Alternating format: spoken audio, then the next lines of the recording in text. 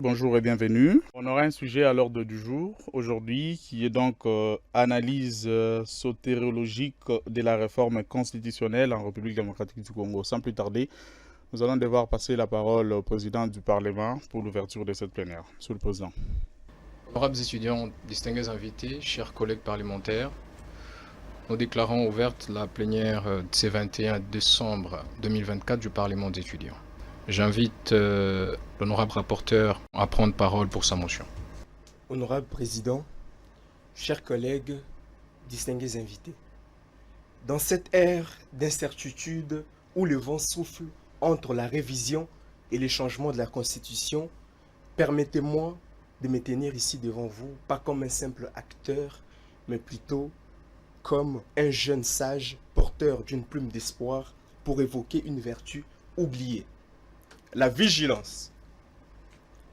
Car voyez-vous, chers compatriotes, la politique est un théâtre où des mots brillent comme des étoiles filantes, captivant nos âmes, mais disparaissant dans l'ombre du pouvoir. Et derrière les discours qui enchantent, se cachent souvent des rêves d'ambition égoïste, des projets tissés dans les secrets loin des aspirations du peuple qui espère. Robert Greene, dans ses 48 lois du pouvoir, nous renseigne que celui qui détient le pouvoir cherchera toujours à les préserver, mais très souvent au détriment des autres.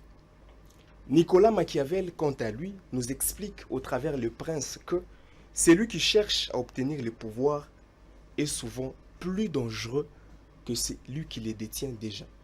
Et enfin, Jean-Jacques Rousseau nous explique dans les contrats sociaux que les peuples qui détiennent bien évidemment la souveraineté est censé rester vigilant et capable d'être plus actif afin de préserver sa liberté. Tous ces courants nous inspirent un seul mot, la vigilance.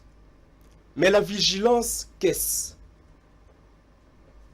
C'est une flamme dans l'obscurité. C'est un regard qui va au-delà des apparences et un bouclier contre les illusions dorées des orateurs aguerris qui sont les politiciens. Honorable Président, ma motion est un appel, un cri venu du cœur des plaines de notre Congo. Ne soyons ni spectateurs endormis, ni disciples aveuglés, soyons des âmes éclairées, des cœurs engagés et des esprits unis par la quête de justice.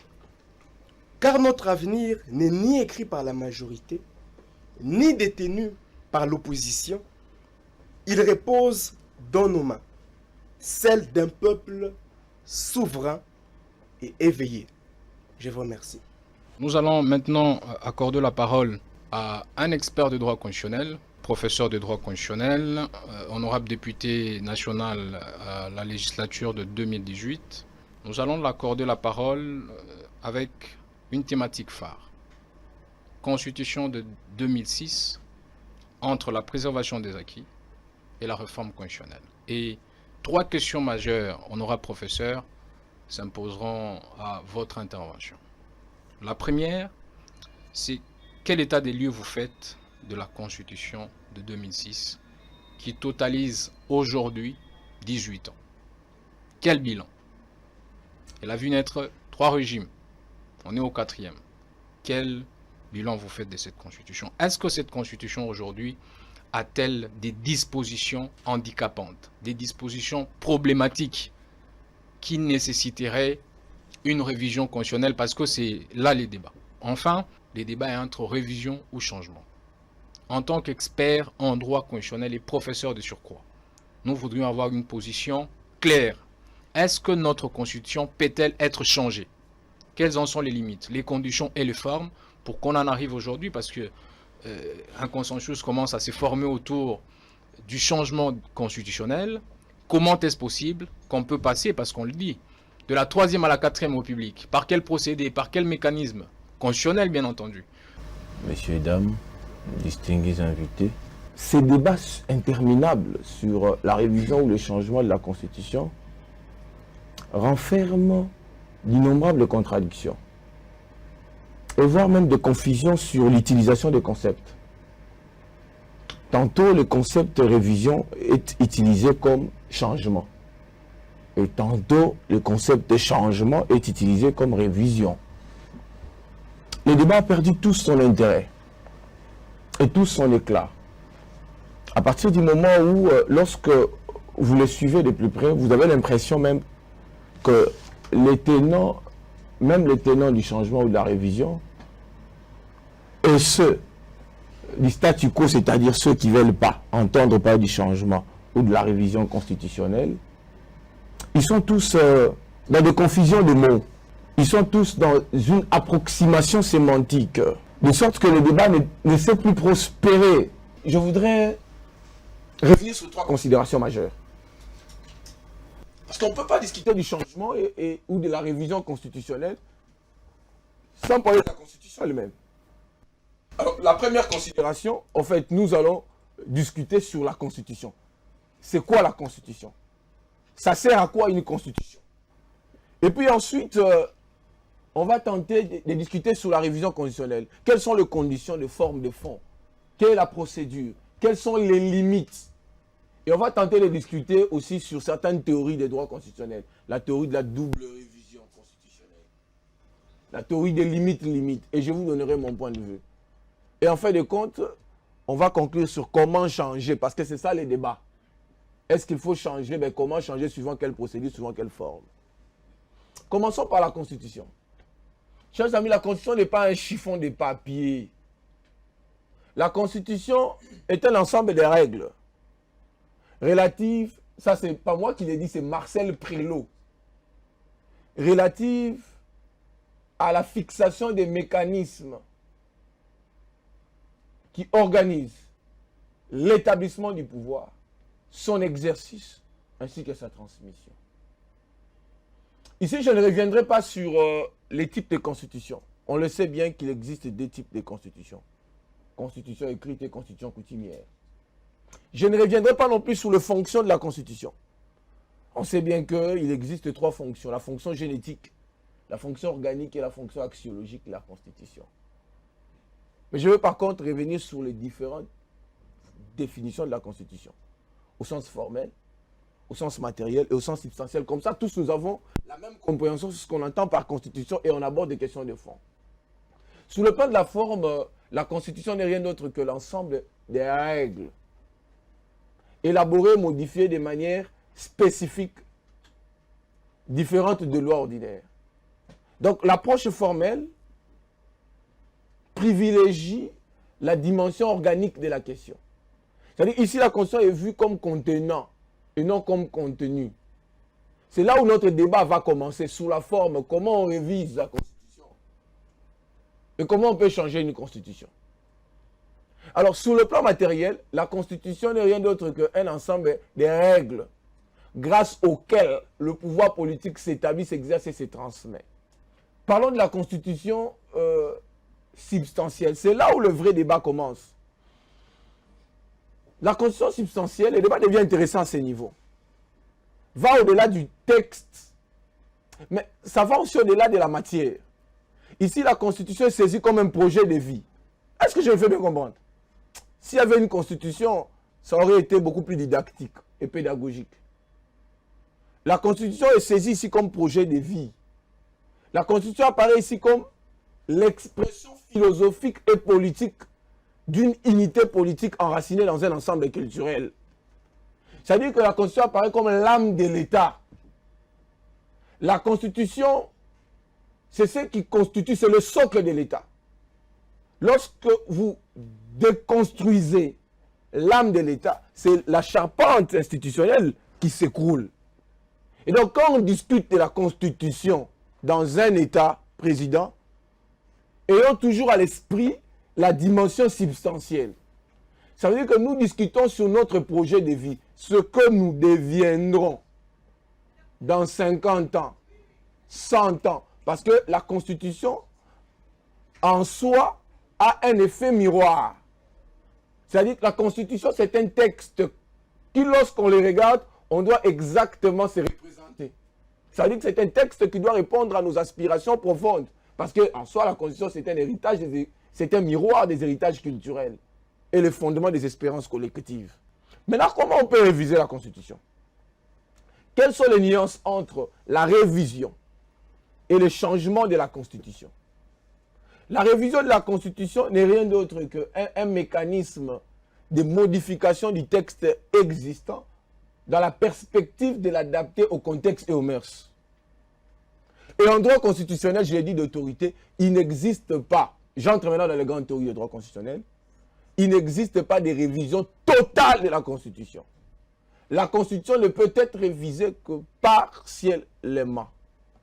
Sauf la Constitution suisse, qui prévoit à l'article 195 la possibilité d'une révision totale. Mais attention, ne perdons pas de vue que la Constitution suisse est une Constitution souple. Toute Constitution rigide a des limites. En Suisse, on peut réviser la Constitution même pour déterminer le jour de l'abattage des moutons. Donc la question de la Constitution n'est pas aussi fondamentale qu'elle ne l'est en France, en Belgique, aux États-Unis et en République démocratique du Congo.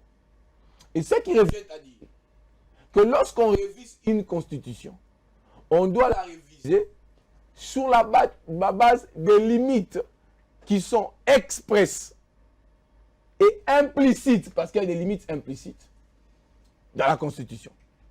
Les limites expresses sont des limites qui sont fixées à l'article 220. On ne va pas entrer dans le fond. Vous connaissez les 8 matières non révisables. Les limites implicites, ce sont des limites qui touchent aux principes fondamentaux d'une constitution. Par exemple, la forme de l'État. Par exemple, la forme du régime politique. Lorsqu'on touche à la forme d'un régime politique, ça veut dire qu'on décide de supprimer, comme j'ai entendu, la primature, le gouvernement. On supprime le gouvernement. Il n'y a plus de principe de responsabilité politique. En réalité, cette révision constitutionnelle, disait le professeur Pierre Moore, appuyé par Marcel Brudel, n'est pas une révision constitutionnelle, c'est une forme de révolution qui s'apparente à la fraude à la Constitution. Pour entrer dans la question des dispositions intangibles, les dispositions intangibles en droit constitutionnel constituent l'âme de l'ensemble de l'architecture. On ne peut pas toucher à ces dispositions et prétendre simplement avoir modifié la Constitution. Parce que le pouvoir constituant dérivé qui intervient dans la modification de la Constitution, il est limité par le pouvoir constituant originaire. Et donc, parce qu'il est limité, lui-même ne peut pas dépasser le cadre de sa limitation, sous prétexte de construire une légitimité qu'il fonderait sur soi-même et qui serait nulle part ailleurs garantie dans les textes. Mais maintenant, comment on peut changer cette constitution? Aucune constitution ne prévoit en son sein les germes de sa propre destruction. On ne peut pas prétendre de construire l'ordre constitutionnel en se fondant sur ses propres dispositions. Donc il y a une nuance, président, à faire entre le peuple qui a l'article 5 et le peuple qui a le référendum. Le peuple qui a le référendum est différent du peuple qui a l'article 5. Le peuple qui a l'article 5, à qui on confère la souveraineté, il est identique au peuple qui apparaît à l'article 218. Moi, je parle de la théorie du peuple dit dedans et du peuple dit dehors. Le peuple dit dehors, c'est celui qui a la plénitude du pouvoir. C'est celui-là qu'on appelle pouvoir constituant originaire. Le peuple dit dedans, lui, il est un simple acteur, comme disait le professeur Ngondan Koyi. Donc, il diront même c'est un pouvoir constitué, parce que son pouvoir est limité. Il ne peut intervenir que, conformément à ce qui est 218 par exemple, pour adopter une constitution, une modification d'une constitution par voie référendaire.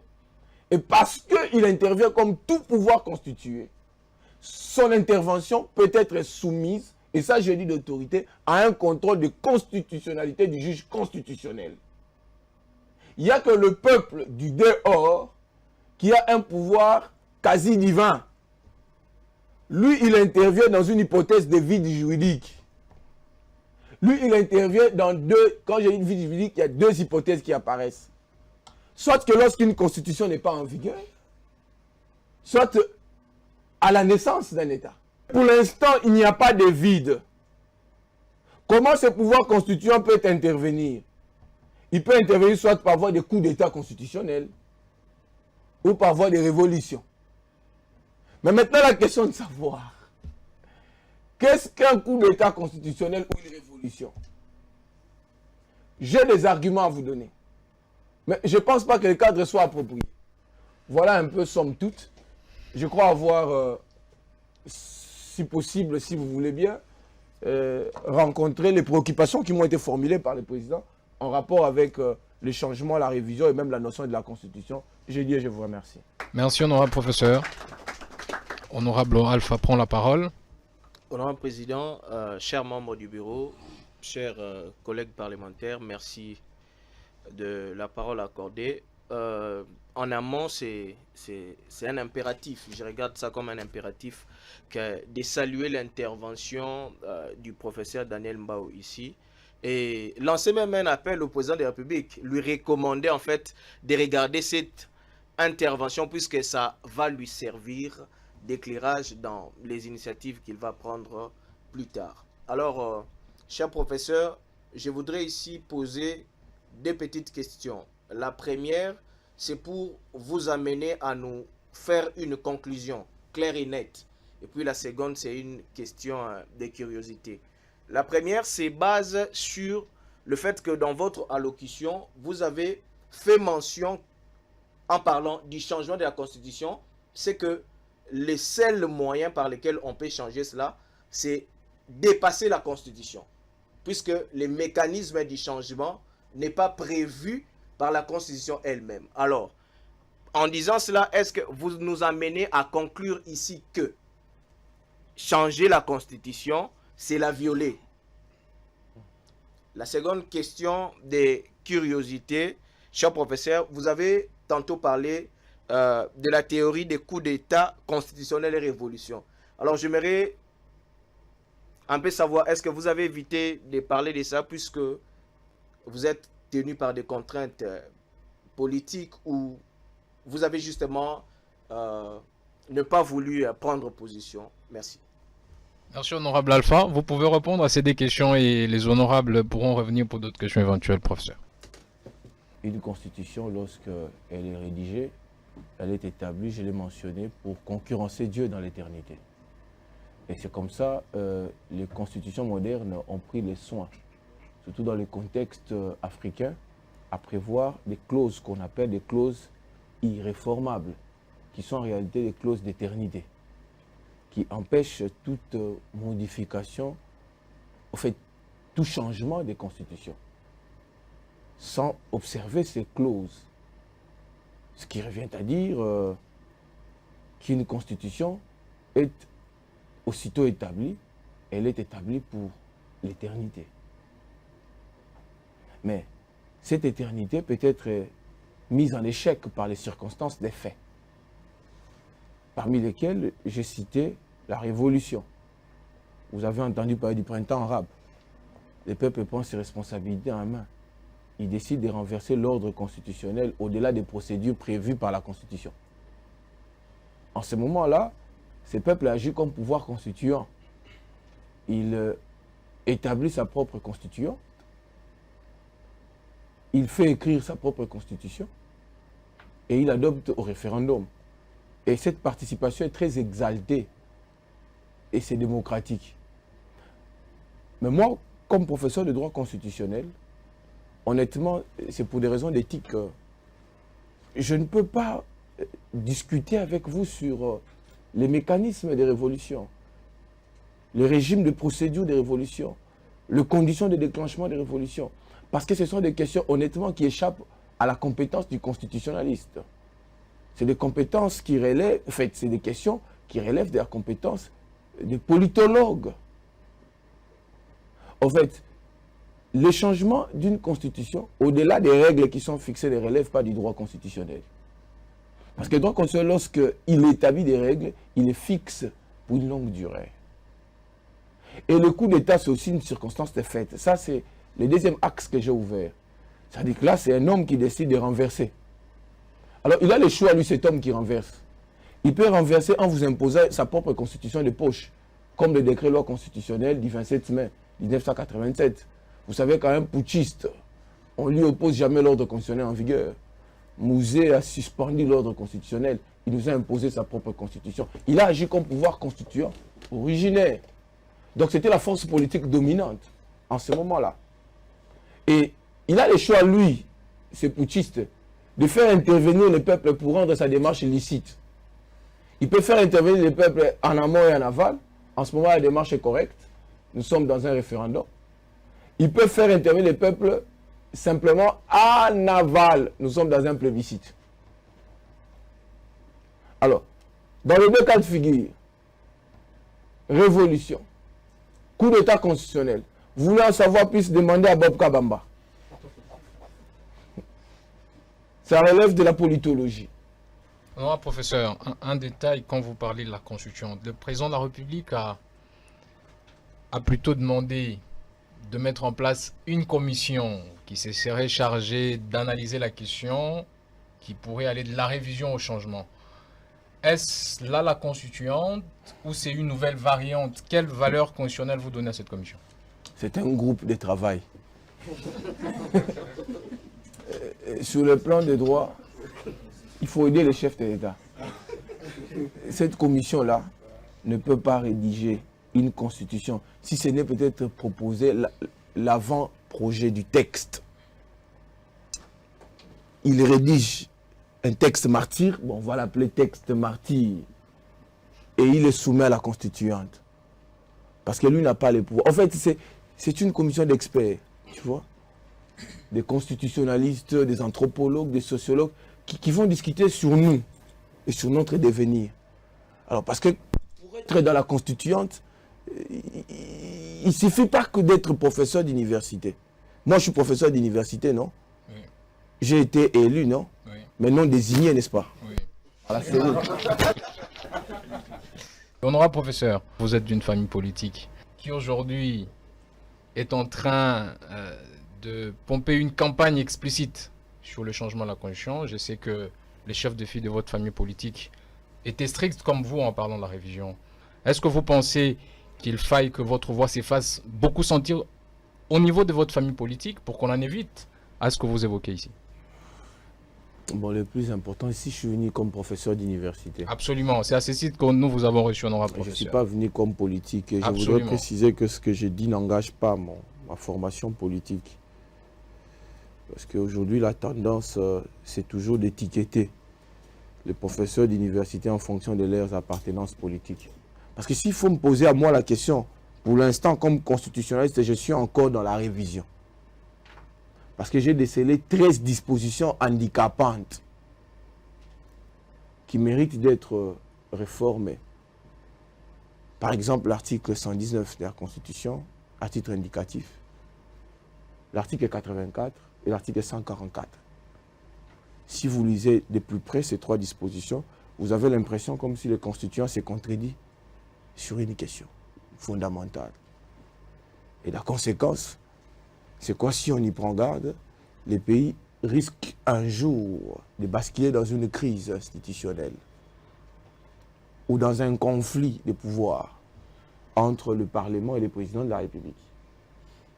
Lorsque vous lisez l'article 119.2, il est clair que le président de la République proclame l'état de siège et l'état d'urgence, et même l'état de guerre sur autorisation.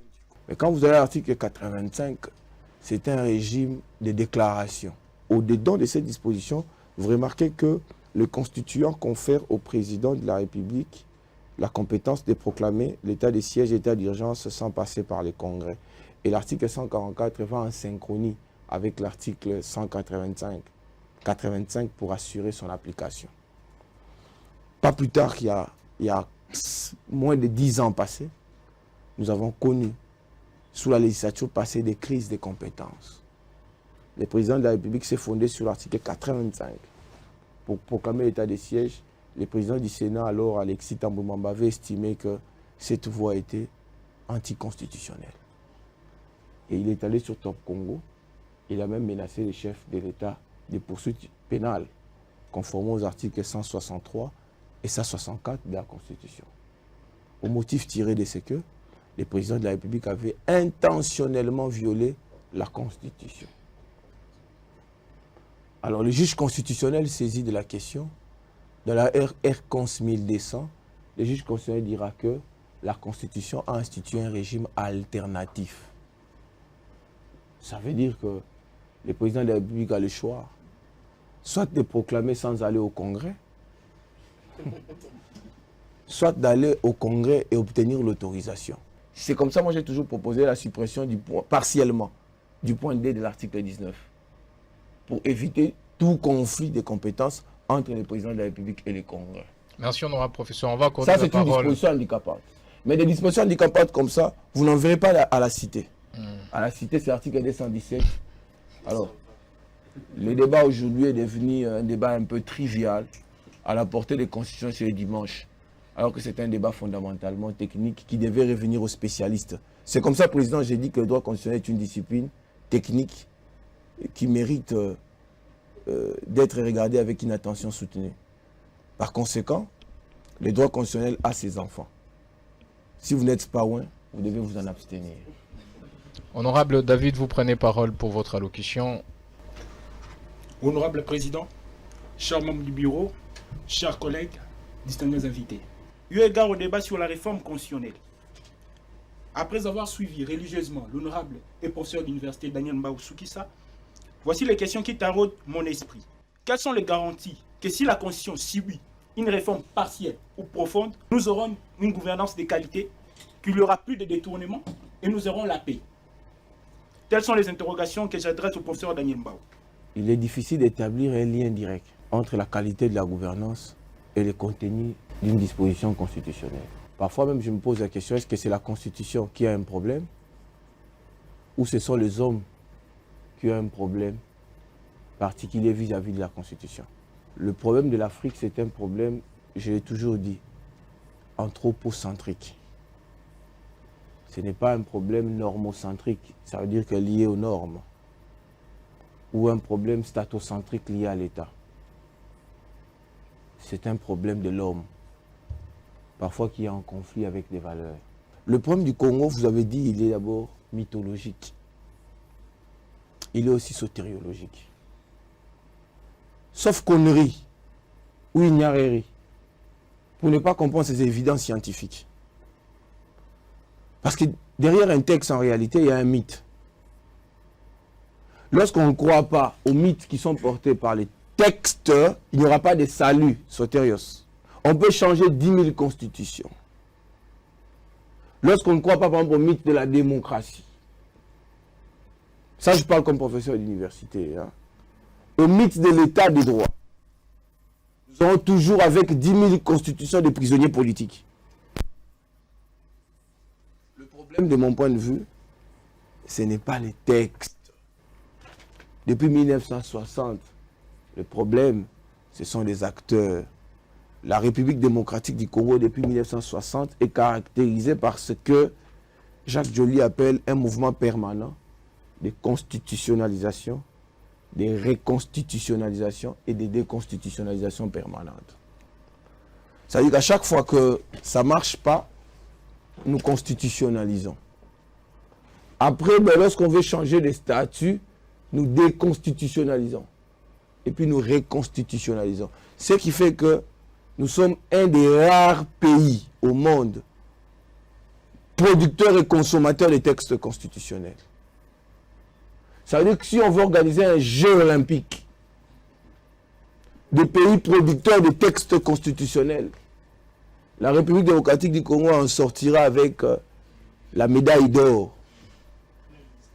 Parce que si vous voulez vraiment faire une systématisation, depuis 1960 à ce jour, vous intégrez même des textes constitutionnels avortés, c'est-à-dire non appliqués. La doctrine la plus sévère estime que, la plus sévère, je ne dis pas la plus formelle, estime que nous sommes arrivés à plus ou moins 22 constitutions. Ça veut dire que nous avons expérimenté une constitution par 2 ans et demi, depuis 1960. Donc le problème du Congo, c'est d'abord un problème d'hommes. Les jeunes ici, ils combattent des jeunes en politique. Ils ne veulent pas les changements. Mais après, ils se plaignent. Tous nous sommes à la traîne des politiques. Que voulez-vous?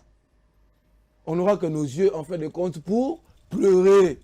Même si on changeait 10 000 constitutions, nous n'aurons nos yeux que pour pleurer. Il faut changer des paradigmes. Merci, honorable professeur. Merci pour l'ensemble des éclairages que vous nous avez accordés. Nous sommes très heureux de vos réponses. Nous allons accorder la parole à Maître Christian Emango, qui va répondre très rapidement sur deux questions, notamment ici évoquées par le professeur Daniel Mbaou. L'épineuse question de l'article 220. Pas plus tard que hier, le professeur Kalouba s'est prononcé sur la question. Il estime que l'article est révisable, qu'il est ouvert, qu'on peut, sous crainte d'en retrancher, on peut en ajouter. Quelle est votre lecture de cette situation? Vous avez la parole. Honorable parlementaire, c'est un honneur pour moi de prendre la parole aujourd'hui devant vous. Il m'a été demandé de m'entretenir avec vous sur le thème de savoir si l'article 220 de la Constitution est révisable ou pas. Le professeur Kalouba, je ne suis pas là pour le répondre, mais puisqu'il a été cité, a dit hier que l'article 220 de la Constitution était révisable, puisqu'on ne peut pas seulement penser à l'hypothèse des soustractions, mais même aussi d'ajout. Et je pense qu'il ne serait peut-être pas le premier, puisque le professeur Paul Gaspard Ngondako, il a dit dans son ouvrage sur droit constitutionnel de droits de l'homme, où il dit que lorsqu'il y a des dispositions d'éternité, en ce qui concerne les droits de l'homme, on peut ajouter, mais on ne peut pas retrancher. Alors, je vais maintenant en venir à l'article 220 de la Constitution. Lorsque j'ai parcouru les différents auteurs, les éminents professeurs de droit constitutionnel dans mon pays, le professeur Daniel Mbaou l'avait aussi évoqué ici, il y a par exemple cet ouvrage écrit par le professeur Évariste Bouchab. Il a épilogué pendant longtemps sur les 8 matières qui concernent les points qu'on ne peut pas réviser. Et il va aboutir sur quelques conclusions. Je prends l'exemple lorsqu'il parle de la forme républicaine. Il dit, vous pouvez le voir à la page 338, que lorsqu'on parle de la forme républicaine, c'est que l'accession au pouvoir est tributaire du passage de l'élection du peuple de celui qu'il désigne pour aller le représenter. Pendant longtemps, il explique que lors de la Deuxième République, nous avons souffert puisqu'il y avait des élections qui étaient organisées, parfois juste pour légitimer un pouvoir à l'international, alors qu'en interne, en réalité, il n'y a pas eu élection.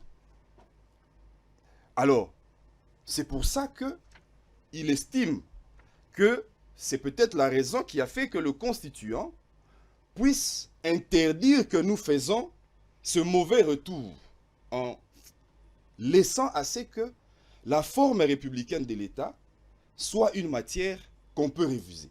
Parce que la République, c'est l'accession au pouvoir par les élections.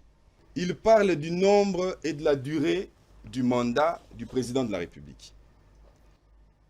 Et à ce titre, il explique qu'effectivement, pendant 32 ans, longtemps nous sommes restés dans les carcans d'un pouvoir où, bien qu'il y avait les élections, mais c'était pratiquement la même personne qui revenait à la tête de l'État. Alors, est-ce que, en limitant, est-ce qu'en interdisant toute révision portant sur le nombre et la durée du mandat du président de la République, l'on a répondu à cet aspect du passé, ou bien c'est aussi cette œuvre de propagande que le constituant a faite, tout simplement, lorsqu'il empêche le peuple congolais, puisque c'est la démocratie, à tout moment, il faut revenir au peuple pour lui poser la question sur son choix politique.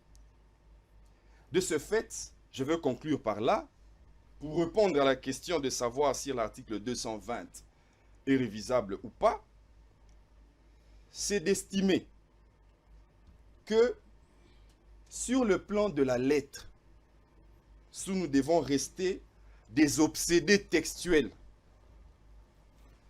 Vous lisez l'article 220, vous ne voyez pas là où il est expressis verbis, dit que cet article-là n'est pas révisable. On a parlé tantôt ici, le professeur Daniel Mbao l'a effleuré, certaines théories de la double révision ou de la révision totale de la Constitution. Il n'est pas dit expressis verbis. Mais si nous allons sur la question existentielle, substantielle, j'ai fait l'observation, au regard notamment de ce que René Capitan disait, que est-ce qu'en RDC, il n'existe pas un droit constitutionnel de fond où vous pouvez autant de fois changer de constitution. Mais en réalité, il y a déjà une norme. La norme hypothétique que disait Hans Kelsen. Est-ce qu'il n'existe pas cette norme-là qui sous-tend déjà que même si vous changez, elle vous rattrapera toujours? Puisque aujourd'hui, est-ce qu'il a suffi de voir l'article 64 de la Constitution du 18 février 2006 pour que lorsqu'il y a des violations de la Constitution, le peuple réagisse? Je pense qu'il n'y en avait pas dans la Constitution, dans la loi fondamentale de 60.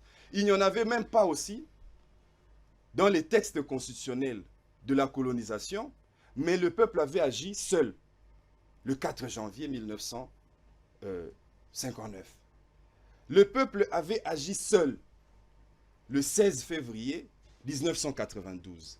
Le peuple avait agi seul au mois de décembre ou janvier 2015. Et que donc, il ne suffit pas de changer de constitution. En réalité, je pense que même si on allait loin sur les théories, je n'aurai pas le temps d'aborder ça encore, mais si on allait plus loin sur les théories des conventions et des coutumes constitutionnelles, on sait que dans ces pays, il a existé des mécanismes où, à travers le temps, il s'est passé, par exemple, des accords politiques, mais ces accords-là ont même dérogé, à quelques moments, à la Constitution. Mais c'était sur base de quoi que nous appliquions ces accords-là? Merci Maître Christian, merci de chuter. Je termine. Merci de chuter, s'il vous plaît. Ou est-ce que c'était parce qu'il y avait au fond des normes qui vivent et qui résistent aux effets du temps, même si nous allons d'une constitution à une autre? Et puisqu'il n'existe plus, il n'y a plus beaucoup de temps, je pense que je vais m'arrêter là. Merci beaucoup, honorable président, pour la parole que vous m'avez accordée. Merci beaucoup. En une minute, honorable Daniel Mbao, une mise au point final et on va lever la séance. On est tenu par les temps. L'article 220, de mon point de vue, ne peut être modifié sous prétexte qu'il n'est pas verrouillé et qu'il verrouille.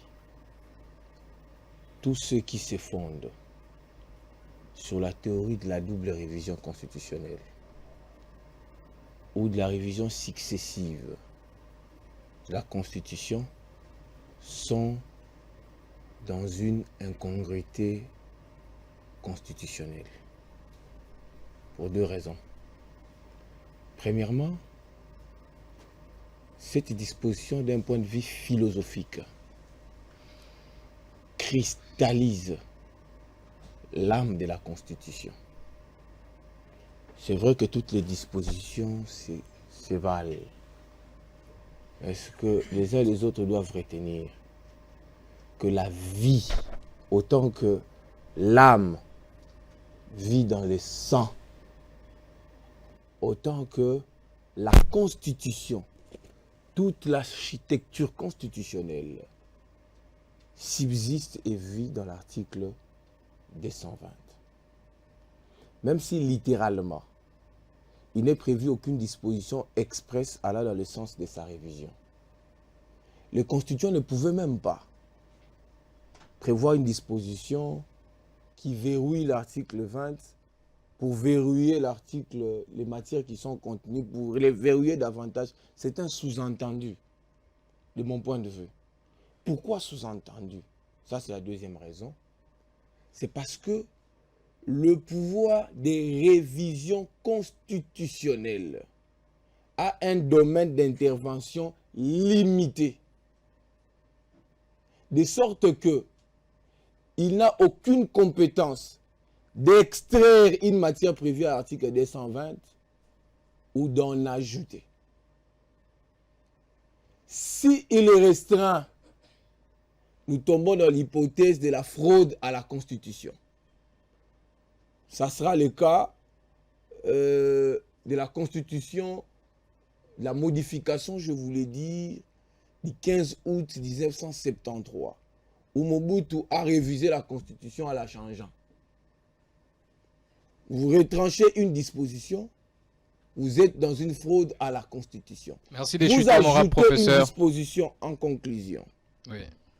Vous ajoutez une disposition, vous êtes dans un défi ou un conflit entre deux pouvoirs, le constituant originaire qui limite et le constituant dérivé qui ne peut s'auto-limiter. Donc en ce moment-là, le pouvoir constituant dérivé aurait scié l'arbre sur lequel il est assis. Et il se serait comporté comme pouvoir constituant originaire, qui lui seul, en vertu du droit, est investi de la compétence de limiter les matières. Lui ne peut pas limiter.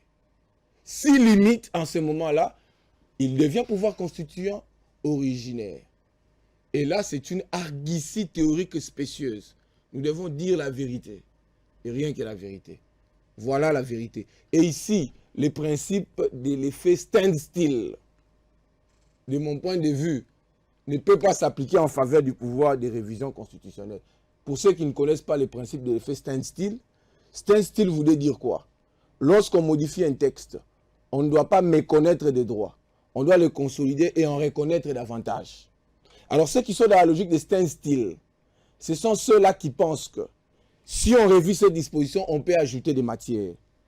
Entre-temps, ce qu'ils n'ont pas intégré en eux, c'est que le pouvoir qui doit ajouter la matière est connu. Il est en dehors de la Constitution. Parce qu'ayant déjà établi la Constitution, il s'est retiré de la Constitution, il s'est mis à l'écart et il ne peut plus, dans le cadre de l'ordonnancement constitutionnel en vigueur, intervenir pour modifier sa volonté. Et de plus, il n'a pas conféré mandat au pouvoir des révisions constitutionnelles de bousculer les frontières. Merci honorable professeur, distingués invités, chers collègues. Nous vous remercions et nous déclarons la séance levée. Merci.